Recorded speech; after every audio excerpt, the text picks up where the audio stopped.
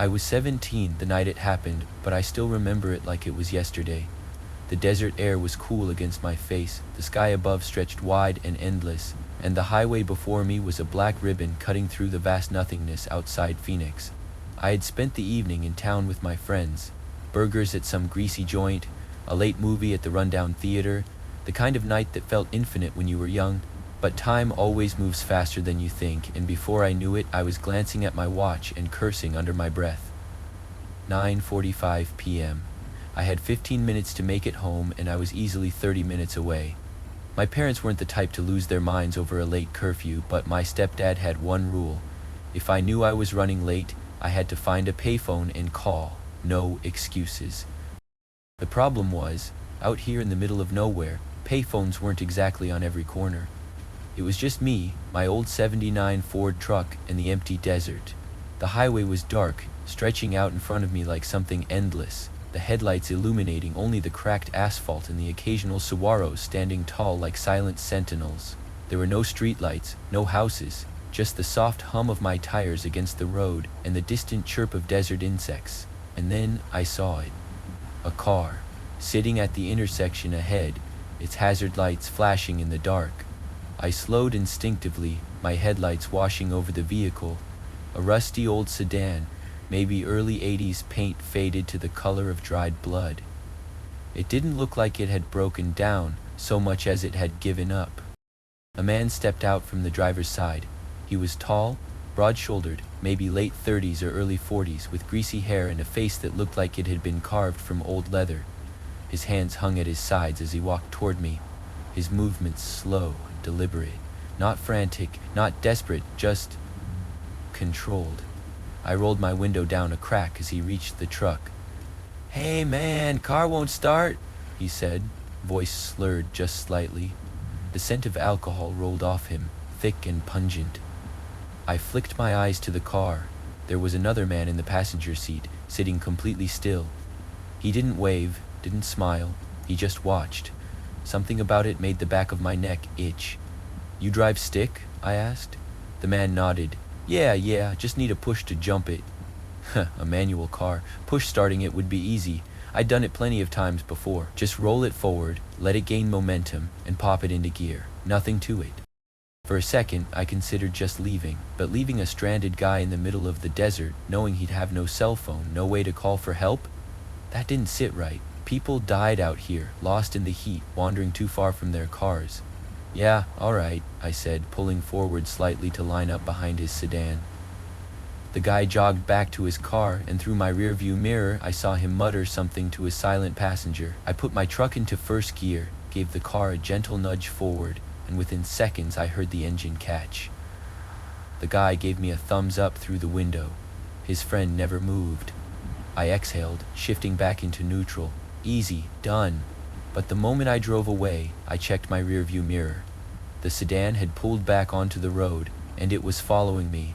At first, I told myself I was being paranoid. Maybe they just happened to be going the same way. Maybe I was overthinking it. But then I switched lanes. So did they. I took an unnecessary turn down a side road. They followed. Each time they stayed at the same exact distance behind me, their headlights glowing in my mirror like the eyes of something hungry. I tried to ignore the rising panic crawling up my spine. Okay, think. The nearest gas station was about 10 minutes ahead, and it had a payphone. If I could just get there, call home, tell my stepdad what was happening. The sedan's headlights flashed. Once. Twice. 3 times. My stomach turned to ice. They weren't just following me, they were messing with me. I took another sharp turn, trying to lose them in the twisting roads, but every time I checked my mirror, there they were, steady, unrelenting. I was running out of options. Then I had an idea. I pulled over to the side of the road and turned off my engine. In my mirror, I saw their car slow. Their headlights dimmed. The driver's door opened, then the passenger door. Both men stepped out. I gripped the steering wheel so tightly my knuckles turned white. The driver took a step toward me, his boots crunching on gravel. Then another. His friend followed, staying a little behind, like a shadow stretching too far in the dark. They were waiting to see what I'd do. I let them come just close enough, almost to the back of my truck, before I slammed my foot onto the gas.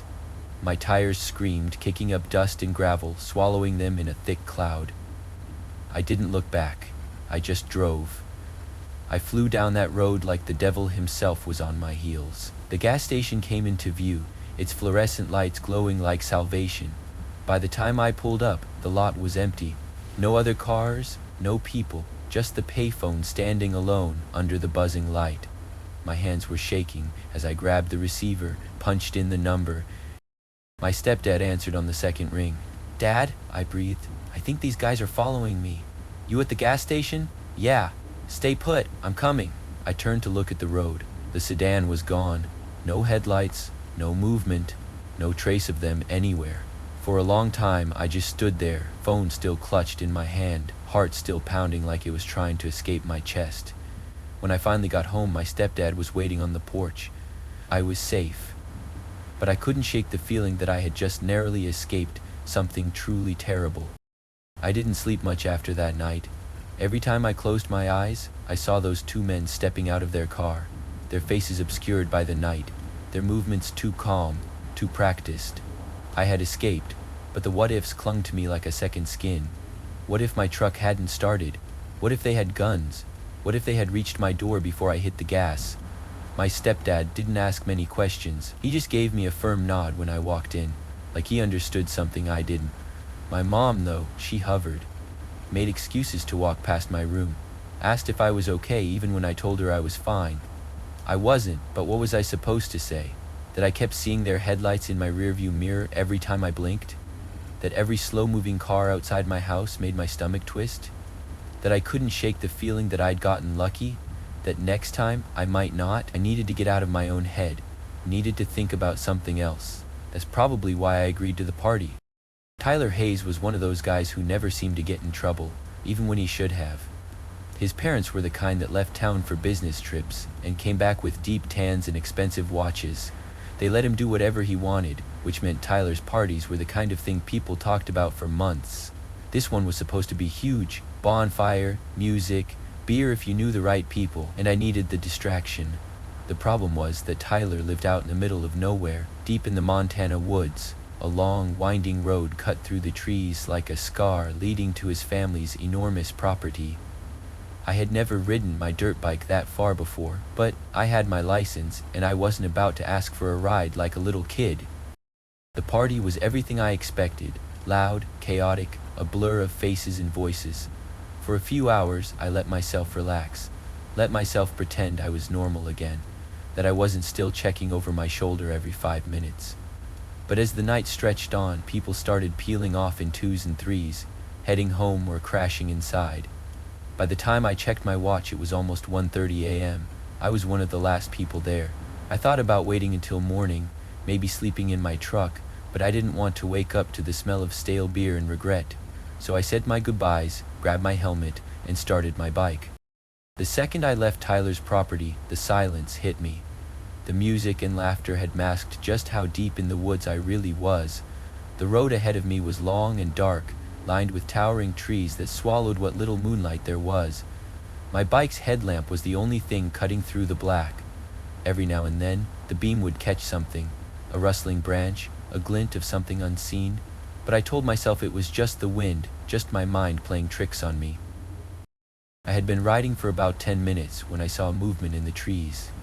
Just a flicker, a shift of shadow where there shouldn't have been one. My hands tightened on the handlebars, but I didn't slow down. It was probably a deer, maybe a coyote, nothing unusual.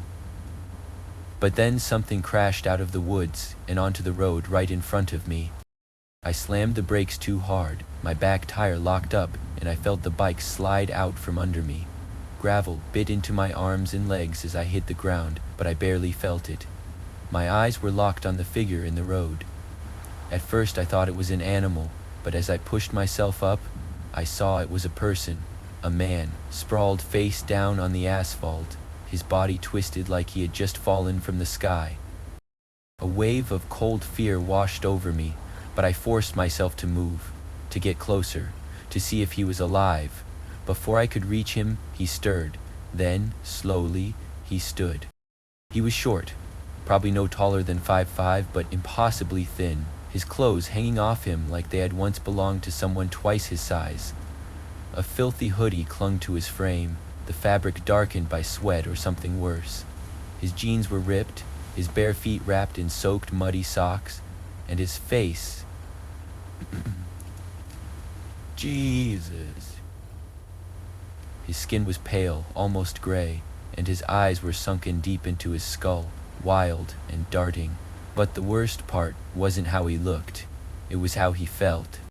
He was terrified, not of me, not of being caught in the middle of the road at almost 2 a.m. No, he was scared of something else, something I couldn't see. He opened his mouth, like he wanted to say something, but no sound came out. His throat bobbed, his hands clenched into trembling fists at his sides. Then, just as suddenly as he had appeared, he turned and ran back into the woods. Not toward town, not towards safety, but back into the dark. I don't know how long I stood there, frozen, watching the trees swallow him whole. Long enough for the silence to settle over me again. Long enough for my own fear to catch up. Then I scrambled to my bike, wincing as I righted it. The front cover was cracked, the exhaust dented, but it still started on the first try. I didn't waste any time. I gunned the throttle and sped toward the main road, not daring to look back.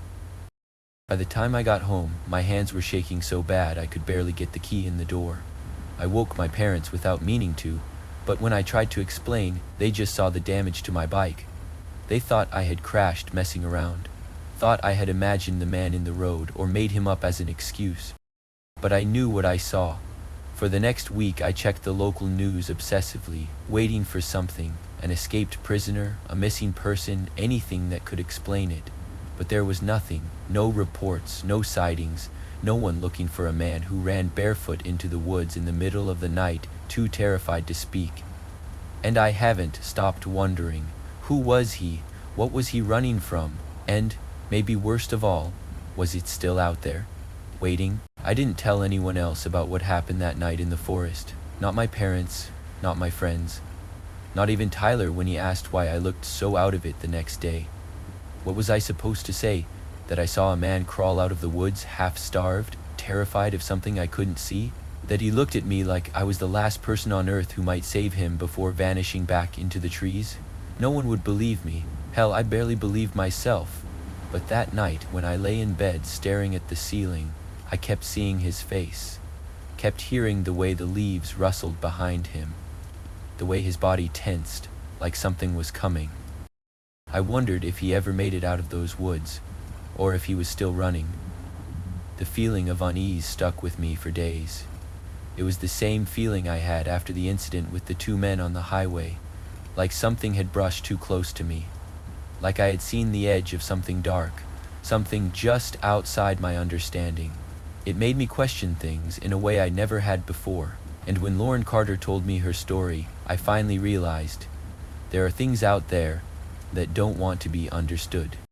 Lauren and I weren't exactly close, but she was friends with my cousin, and when she heard through the grapevine that I was into weird shit, paranormal stories, unexplained disappearances, things that normal people brushed off, she reached out, told me she had a story I might want to hear. We met at a diner off the highway, the kind of place that smelled like burnt coffee and grease, and she told me what happened to her and her fiancé Jake up at the old lookout. The way she spoke, quiet, like she was afraid someone else might hear, made the hairs on my arms stand up, before she even got to the worst part. It started as a stupid date night, just something to do. The lookout was famous in West Virginia, a place where people had been reporting strange lights in the sky for years. Some said it was swamp gas, others claimed it was ghosts. A few hardcore believers swore it was aliens. Lauren had seen the lights before, twice, but she never got any bad vibes from them. They just floated there in the distance, shimmering against the night like reflections on water. She thought maybe Jake would find it interesting, maybe they'd catch a glimpse of something weird and have a good story to tell. What she didn't expect was the storm. It rolled in so fast that 1 second the sky was clear, and the next the wind was howling through the trees, lightning flashing in the distance. Jake parked the truck at the top of the mountain. the overlook stretching out before them, but the second he turned off the engine, Lauren felt it. A cold, suffocating fear that had nothing to do with the storm. It hit her like a punch to the gut, made her chest tighten, made her eyes sting with tears before she could even process why. "We need to go," she told Jake. He asked her what was wrong, and she couldn't explain it. She just knew she had to leave. As they started back down the mountain, the lightning came closer. Then one strike hit so near that the truck shook. Lauren dropped to the floor, her ears ringing, heart pounding, asking Jake what the hell had just happened. He told her the lightning had nearly hit them. They sat there for a second, waiting, making sure they weren't about to be struck again, and then Jake started driving. That's when Lauren saw it. At first, she thought her eyes were playing tricks on her, just a glow in the trees, something reflecting off the rain. But as they kept moving, the glow didn't fade, it followed them. She turned to get a better look and saw it clearly, a figure standing in the woods, watching them. It was black, so black it almost disappeared into the night, like the darkness around it wasn't just a shadow but a part of it. The only thing that stood out were its eyes, a deep, burning red like the embers of a dying fire. It was short, maybe 4 feet tall, with long, sharp wings folded against its back. At first, she thought they were part of a coat or something, but the way they shifted, the way they moved, they weren't fabric, they were real. The feeling that hit her then was worse than the fear she'd felt earlier, worse than the storm, worse than anything. It wasn't just fear, it was something deeper. A wrongness so heavy it pressed against her ribs, made her feel like she was sinking, and then, as she stared at the thing, she felt something in her head. A pressure, light at first, then harder, pushing, searching. Lauren didn't know how, but she knew it was trying to read her thoughts. She tried to look away, but she couldn't. Her body wouldn't move, her muscles locked tight, her breathing shallow. It wasn't until Jake swore under his breath and hit the gas that the spell broke, that she could turn away, that she could breathe. As they sped down the road, Jake didn't say anything, didn't look at her, and Lauren, still shaking, finally whispered, "Did you see that?" Jake's grip on the wheel tightened. "You saw it too?" Neither of them spoke for the rest of the drive. When they reached the base of the mountain, the storm was gone. Just gone. No wind, no rain, no more lightning. Lauren wanted to talk about it, wanted to try to understand what they had just seen, but Jake shook his head. "I don't want to think about it. I don't want to talk about it. Ever." He never did. Lauren, though, she couldn't stop thinking about it, couldn't stop wondering. She searched online for years, looking for anything that matched what they saw. People had reported the floating lights at the lookout before, but not this. Not something standing in the woods, not something with red eyes. She told me she had started to believe those pointed ears weren't ears at all, that maybe they were horns, that maybe, just maybe, she had seen something, not just from another world, but something not meant to be seen. And the part that haunted her the most, the feeling she had in her head, that sense of searching, because whatever that thing was, it was looking for something, and she was afraid that one day it would find it. If there's one thing these 3 stories have in common, it's that they remind us of a truth we often ignore. Danger doesn't always come in the form we expect. We go through life thinking we'll recognize a threat when we see one, that it'll announce itself with flashing lights and clear warning signs. But sometimes, danger wears a friendly face. Sometimes it comes in silence, and sometimes it watches from the dark, waiting for the right moment to make itself known. Ethan's story teaches us that helping others is important, but so is trusting your instincts. There's nothing wrong with offering a hand to someone in need, but not everyone who asks for help has good intentions. If something feels off, listen to that feeling. If you ever find yourself in a situation like Ethan's, alone, on a dark road with strangers who make you uneasy, prioritize your safety. Keep your doors locked. Don't exit your vehicle unless absolutely necessary. And if you think someone is following you, never go home. Drive to a well-lit populated area like a gas station or police station and call for help. Tyler's story is a chilling reminder that sometimes the most terrifying things aren't monsters, but questions without answers. The man he encountered wasn't a ghost or a demon, he was real. But what was he running from, and is it still out there? If you ever find yourself in an eerie situation where someone seems lost, disoriented, or afraid, remember, not every lost person wants to be found. Some people are running for a reason, and sometimes it's best not to follow. Lauren and Jake's experience brings us into the realm of the truly unknown. We like to believe that everything in this world has an explanation, that if we just had enough information we could make sense of the unexplainable. But what if some things aren't meant to be understood? What if, instead of searching for answers, the safest thing to do is to leave them alone? If you ever find yourself overcome with a deep, unnatural sense of dread, listen to it. Some places, some things, aren't meant for us. And sometimes, when something watches you from the dark, the best thing you can do is not look back. At the end of the day, these stories aren't just about fear. They're about awareness, about staying alert, staying smart, and knowing when to trust your instincts. Because in a world filled with both seen and unseen dangers, the only thing standing between you and something truly terrifying might be a single decision. And with that, I want to say thank you to everyone who has joined me for these stories. Your support means everything, and I hope these tales not only entertained you, but also made you think. Stay safe, stay aware, and as always, keep questioning what's out there, because sometimes the most frightening stories are the ones that are true.